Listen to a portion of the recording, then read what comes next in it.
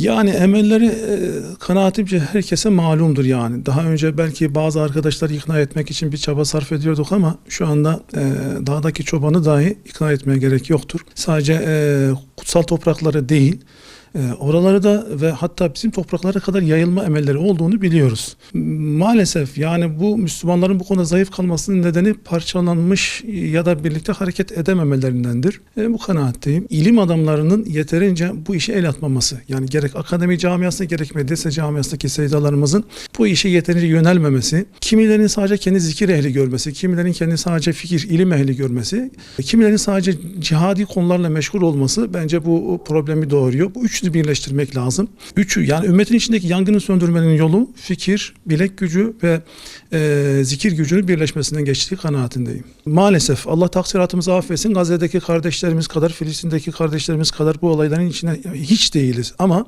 en azından ma la yudreku kulluhu la yudreku kulluhu. Her şeyi yapamıyorsak her şeyi kökten terk etmememiz lazım. Gerek kendi ilimizde, gerek kendi ülkemizde ya da sanal alemde elimizden geldiğince bu konu hakkında farkındalık oluşturmak, bilinçli bir gençlik yetiştirmek sorumluluğumuz var. Allah Resulü Aleyhisselatü Vesselam cihattan ayrılmayın. Sizin en hayırlı cihadınız rabat, yani sınır uç boylarında nöbet tutmanızdır. En hayırlı rabatınız ise Askalan'dır. Bugün Gazze'nin Askalan'ın bir parçası olduğunu biliyoruz. Her ne kadar Askalan'ın bir kısmı işgal altında olsa da Gazze elhamdülillah onun bir kısmı hala özgürdür ve özgür kalmaya devam edecektir. Peygamber bunu müjdeliyor.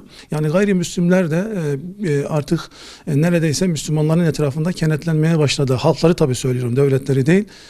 Çünkü Siyonizm sadece Müslümanların değil, bir bütün olarak insanlığın düşmanı olduğu kanaatindeyim.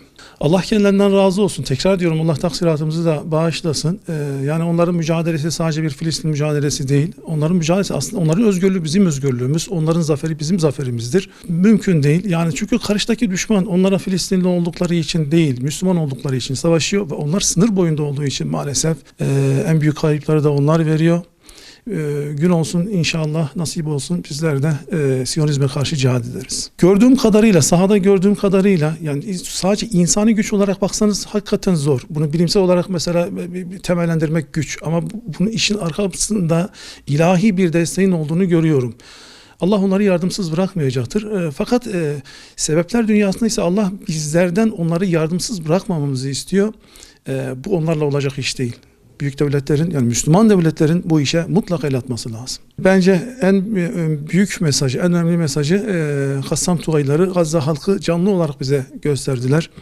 Sebatın ne olduğunu, sabrın ne olduğunu, tevekkülün ne olduğunu bize gösterdiler. Ben sadece onların yaptıkları, yani o durumlarını göz önünde bulundurmamız bizim için yeterli olacaktır. Aydınlatıcı olacağı kanaatindeyim. Söz değil, benim için etkili olan eylemdir. Onlar eylemleriyle her şeyi gösterdiler. Evet. Kudüs aslında Kur'an-ı Kerim'e baktığımızda, hadislere baktığımızda İslam tarihinde büyük bir öneme haiz olduğu gibi, büyük bir öneme sahip olduğu gibi aslında bütün semavi dinlerde Kudüs'ün büyük bir yeri vardır.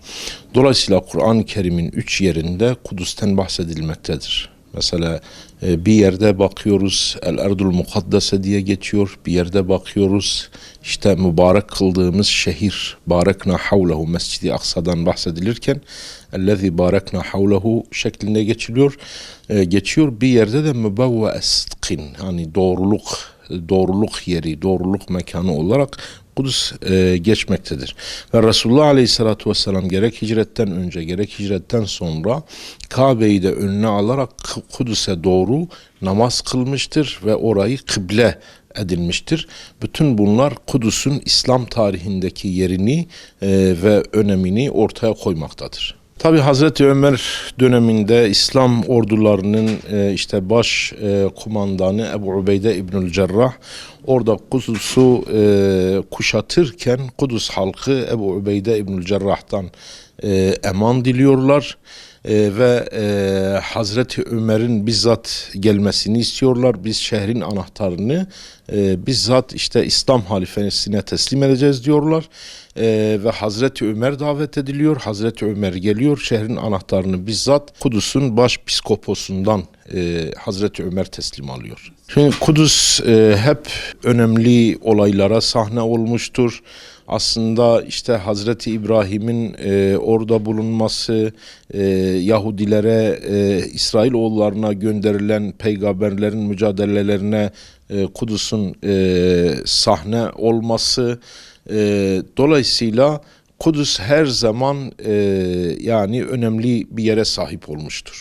Tabi Haçlılar Kudüs'ü ele geçirmek için bir Haçlı birliğini oluşturuyorlar ve o zaman Kudüs'ü Müslümanların elinden tekrar alıyorlar. Yaklaşık bir 90 sene Haçlıların idaresinde kalıyor Kudüs ve tekrar Selahaddin Eyyubi'nin girişimleriyle Eyyubiler, hani Mısır Eyyubileri, Suriye Eyyubileri, Eyyubiler devletinin girişimleriyle tekrar Kudüs Müslümanların tekrar eline geçiyor. Haçlıları Kudüs'ü işgale götüren sebeplerin başında şu andaki gibi Müslümanların, ümmetin dağınıklığı, Müslümanların birbirlerinden uzaklaşması, çeşitli işte siyasi, dini fırkaların ortaya çıkması ve Müslümanların birliğinin dağılması, bu Haçlıların Kudüs'ü işgal etmesinin önünü açmıştır. Ve dolayısıyla şu anda da eğer Kudüs şu an işte Siyonistlerin idaresine girmişse, bu yine Müslümanların bu yekvücut olmamalarından, dağınık olmalarından dolayı şu an yine Kudüs Siyonistlerin eline geçmiştir ve Kudüs'ü onların elinden çıkaracak şey tekrar Müslümanların bir araya gelmeleri, işte bu aralarındaki ihtilafları bir kenara bırakmaları ve Gazze medresesinin üstadları olan işte Hamas'tır, İzzettin el-Kassam Tugaylarıdır. Bu üstadların, bu hocaların menheçlerini, metotlarını uygulayarak tekrar Kudüs'ü onlardan almaları gerekir diye düşünüyorum.